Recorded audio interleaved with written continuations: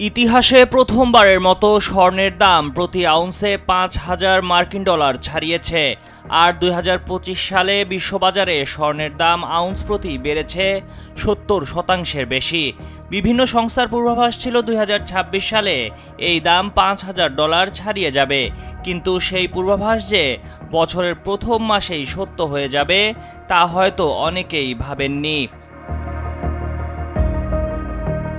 ২৬ জানুয়ারি বার্তা সংস্থা এএফপি জানায়, দুর্বল ডলার হওয়ায় স্বর্ণের দাম উঠেছে প্রতি আউন্সে ৫,০৮৮.৫২ ডলারে।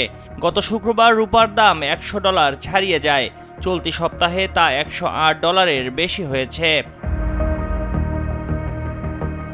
ভেনেজুয়েলায় ডোনাল্ড ট্রাম্পের হস্তক্ষেপ, ইরানে হুমকি এবং গ্রিনল্যান্ড ঘিরে ইউরোপের সঙ্গে যুক্তরাষ্ট্রের উত্তেজনা বিনিয়োগকারীদের উদ্বেগের মধ্যে ফেলেছে।